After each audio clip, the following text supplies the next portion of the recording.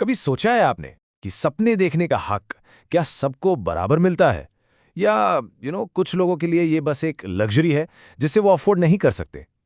चलो, आज इसी सवाल के अंदर थोड़ा डीप जाते हैं। आज हम डाइव कर रहे हैं क्लास 12th की फ्लेमिंगो बुक के एक बहुत ही हार्ड हिटिंग चैप्टर में। नाम है Lost Spring, Stories of Stolen Childhood. इसे लिखा है अनीस जंग ने। Welcome back to Nerdy Side, जहां हम बोर्ड्स का रिवीजन सिंपल और एंगेजिंग बनाते हैं। चलो आगे बढ़ते हैं। तो आज हम क्या क्या करने वाले हैं। पहले हम समझेंगे कि ये खोया हुआ बचपन आखिर है क्या। फिर हम मिलेंगे दो लड़कों से, साहेब और मुकेश, जिनके लिए कचरे में सोना और कांच में सपने हैं। इनकी कहानियों को कंपेयर करेंगे और एंड में चैप्टर का फाइनल मैसेज डिस्कस करेंगे, जो एग्जाम पॉइंट ऑफ व्यू से सुपर इंपॉर्टेंट है। ऑलराइट, तो शुरुआत करते हैं सीधा चैप्टर के टाइटल से। Let's decode it. आखिर इस नाम में ऐसा क्या है जो इतना पावरफुल है? सेक्शन 1, खोया हुआ बचपन। देखो, इस टाइटल की ब्यूटी इसके मेटाफर में है। यहाँ स्प्रिंग का मतलब बसंत का सीजन नहीं है। सोचो, स्प्रिंग क्या होता है? साल का सबसे best time, full of life, colours and hope, right? बिल्कुल वैसे ही चाइल्डहुड को लाइफ का स्प्रिंग सीजन माना जाता है। तो जब ऑथर कहती हैं लॉस्ट स्प्रिंग, इसका सीधा साधा मतलब है चोरी हुआ बचपन। एक ऐसा बचपन जिसे गरीबी ने, पॉवर्टी ने इन बच्चों से छीन लिया। और ये चैप्टर ना कुछ बहुत ही सीरियस थीम्स को एक्सप्लोर करता है। सबसे पहला है ग्राइंडिंग पॉवर्टी। ये नॉर्मल गरीबी नहीं है, ये वो चक्की है जो पीढ़ी दर पीढ़ी पिसती चली जाती है। फिर आता है चाइल्ड लेबर, जिसके शिकार हमारे दोनों कैरेक्टर्स साहेब और मुकेश हैं। इसके बाद आते हैं लॉस्ट ड्रीम्स, वो सपने जो इस गरीबी की धूल में गुम हो जाते हैं।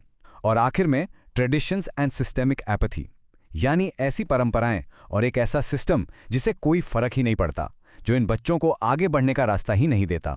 तो चलो अब इन थीम्स को एक रियल स्टोरी के थ्रू समझते हैं। Let's meet our first character Saheb, एक ऐसा लड़का जिसकी दुनिया कचरे के ढेर से शुरू होती है और कचरे में ही खत्म, जिसके लिए लिटरली कचरा ही सोना है। तो कहानी शुरू होती है जब ऑथर अनीस जंग हर सुबह साहिब से मिलती हैं। एक दिन वो उससे उसका पूरा नाम पूछती हैं। वो बताता है साहिब आलम। पता है इसका मतलब क्या होता है? लॉर्ड ऑफ द यूनिवर्स, पूरी कायनात का मालिक। और यही इस स्टोरी की सबसे बड़ी, सबसे पेनफुल आयरनी है।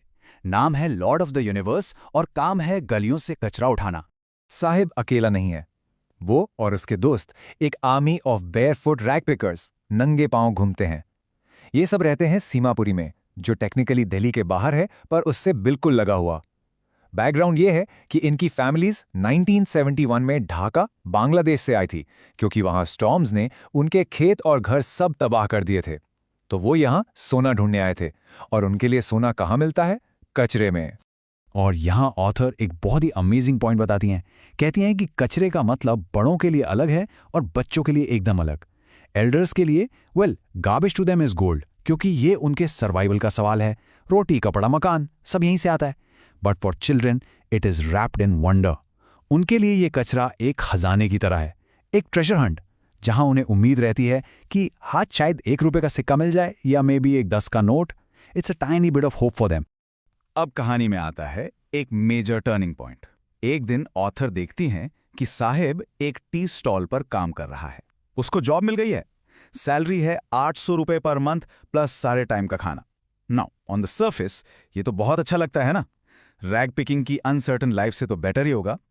लेकिन क्या सच में? और असली डिफरेंस यहां दिखता है इस कंपैरिजन में। देखो, जब वो रैग पिकर था तो उसके पास अपना बैग था।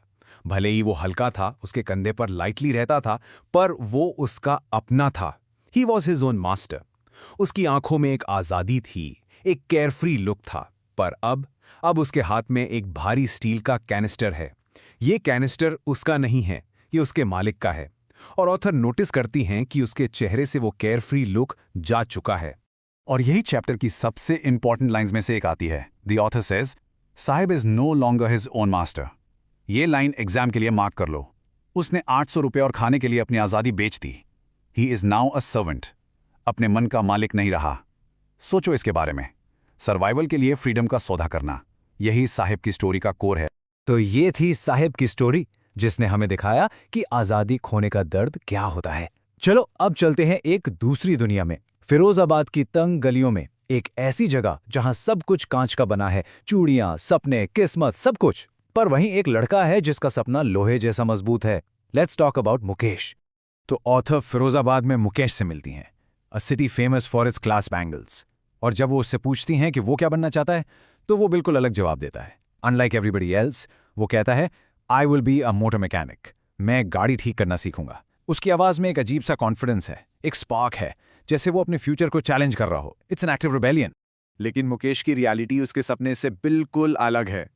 फिरोजाबाद का सिस्टम ऐसा है कि यहाँ बच्चे बैंगल मेकर्स की कास्ट में ही पैदा होते हैं। उनके दादा, उनके पापा सब यही काम करते आए हैं। इट्स लाइक उनकी डेस्टिनी उनके जन्म के साथ ही लिख दी गई है कि तुम पैदा हुए हो तो तुम बैंगल मेकर ही बनोगे। That's it. और इसकी रियलिटी कितनी भयानक है, वो इस एक नंबर से पता चलता है। अराउंड 20,000 बच्चे, 20,000 किड्स फिरोजाबाद में इलीगली इन कांच की भट्टियों के पास काम करते हैं। इमेजिन करो, हाई टेम्परेचर्स, अंधेरी डिंगी सेल्स जहां ना प्रॉपर लाइट है ना हवा। और इसका रिजल्ट, अडल्ट होने से पहले ही most of them lose their eyesight, अंधेरी दुनिया में धकेल दिए जाते हैं। तो सवाल उठता है, लोग इससे निकलते क्यों नहीं? इसका जवाब मुकेश की दादी देती हैं। वो कहती हैं, इट इज़ हिज कर्म, हिज डेस्टिनी। उनके लिए ये बस किस्मत का खेल है।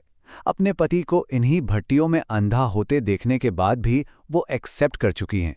यही वो माइंडसेट ऑफ एक्सेप्टेंस है जहां लोगों ने हार मान ली है। इस चक्कर से निकलने का इनिशिएटिव ही मर चुका है। तो अब तक हमने दो अलग अलग स्टोरीज देखी हैं, साहब जो सीमापुरी में रहता है और मुकेश जो फिरोजाबाद में रहता है। दोनों की दुनिया अलग है, पर इन दो कहानियों के पीछे जो सच है वो एक ही है। चलो इन दोनों को साइड बाय साइड कंपेयर करते हैं। साहेब, उसने शुरू किया फ्रीडम के साथ, रैग पिकर था पर अपना मालिक था। फिर उसने वो फ्रीडम एक फिक्स सैलरी के लिए खो दी। उसका सपना अगर कोई था भी तो क्रश हो गया। On the other hand Mukesh, उसने शुरू ही सर्विट्यूड यानी गुलामी में किया है। उसकी डेस्टिनी तो पहले से ही लिखी हुई है। But, and this is a big but, he dares to dream. वो सपना देखने की हिम्मत करता है, पर ऑथर को डर है कि उसका ये सपना भी एक मिराज जैसा है, रेगिस्तान में पानी का धोखा, जो दूर से तो दिखता है पर पास जाने पर गायब हो जाता है। तो दोनों कहानियों का कॉमन सच क्या है? सच ये है कि ये दोनों बच्चे एक विशियस सर्कल में फंसे हुए हैं, एक ऐसा चक्रव्यूह जिसे तोड़ना नामुमकिन सा लगता है। इस सर्कल में कौन कौन है? सबसे पहले पावर्टी, फिर आते हैं मिडलमैन या साहूकार्स जो इनका खून चूसते हैं, फिर आते हैं पॉलिटिशियंस जिन्हें बस इनके वोट चाहिए, और फिर आती है पुलिस जो इन्हीं करप्ट लोगों का साथ देती है। इस पूरे सिस्टम ने इनको ऐसे जकड़ रखा है कि ये लोग निकल ही नहीं पाते, और धीरे धीरे वो मान लेते हैं कि यही उनकी डेस्टिनी है। ओके, तो अब आते हैं फाइनल पार्ट पर। इस पूरे चैप्टर से हमारे लिए एग्जाम का फाइनल मैसेज क्या है? What are the key takeaways? चलो क्विकली समराइज करते हैं। ऑलराइट, दिमाग में फिट कर लो ये पॉइंट्स। नंबर 1, टाइटल लॉ स्प्रिंग का मतलब है पॉवर्टी के कारण चोरी हुआ बचपन, सिंपल। नंबर 2, साहिब की स्टोरी हमें दिखाती है loss of freedom for survival, आज़ादी वर्सेस ज़रूरत। नंबर 3, मुकेश की स्टोरी इसके ऑपोजिट, करेज टू ड्रीम दिखाती है, सभी मुश्किलों के खिलाफ। और सबसे इंपॉर्टेंट पॉइंट नंबर 4, ये पूरा चैप्टर सिस्टम की फेलियर को एक्सपोज करता है, एक ऐसा सिस्टम जो अपनी बच्चों को प्रोटेक्ट करने में फेल हो जाता है। आई रियली होप ये एक्सप्लेनर आपके लिए क्लियर था। और हाँ, अगर आपको इसके detail notes, important NCERT lines और एग्जाम रिलेटेड क्वेश्चंस चाहिए तो हमारा टेलीग्राम चैनल ज्वाइन करना मत भूलना, लिंक नीचे डिस्क्रिप्शन में मिल जाएगा। जाने से पहले मैं आपके लिए एक सवाल छोड़कर जा रहा हूं, थोड़ा सोचना इस पर। अगर ये सिस्टम नहीं बदलता, अगर ये विशियस सर्कल नहीं टूटता, तो क्या सिर्फ सपने देखना काफ़ी है? क्या मुकेश जैसे बच्चों के सपने कभी सच हो पाएंगे? Think about it. मिलते हैं अगले एक्सप्लेनर में।